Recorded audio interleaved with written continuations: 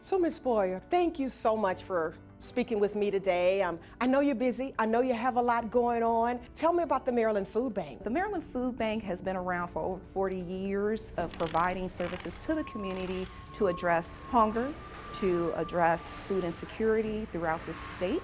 And we have a culinary training program that train inspiring chefs. We have a nutrition director who has a fabulous garden that is set up to demonstrate how you don't need land to grow your own fresh produce. So it's been a pleasure working at the Maryland Food Bank for over 3.5 years in this capacity to kind of lead our work and have a fabulous staff that are doing the work day in and day out. What is your particular role and title through all of that? I'm the Chief Programs Officer. When I came through the doors, it was a Senior Vice President role of our programs. And once we had some transition, the Food Works team came under my purview, so we thought it was fitting to elevate the role. So here, of course, day one of birth, and then the journey, my grandmother, who was the matriarch of our family. Tell me about who Nikisha Boyer is. So I grew up, my mother had me her senior year of high school, so she was still in my grandmother's home. So I grew up with aunts and uncles, as well as my grandmother,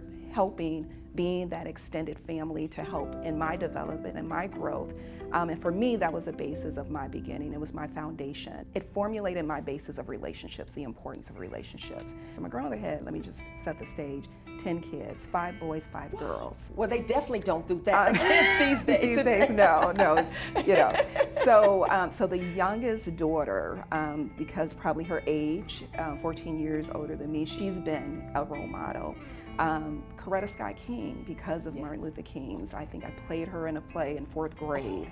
But it gave me an opportunity to just research her and just see her stellar approach to dealing with the elements of having a man that has such a national, global spotlight, and just to see her humility and the care that she gave to her family in support of her husband and my son. I have a 22-year-old, I could say that now, who's finishing up his last year in college.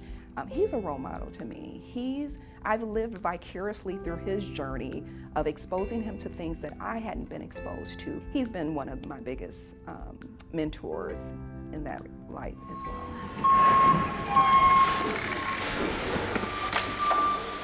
When we face challenges here at the Maryland Food Bank, so whether it's COVID coming in right at the height of that and trying to respond to emergency crises such as that, transition of staff and teams and knowing we have to fill in the gap.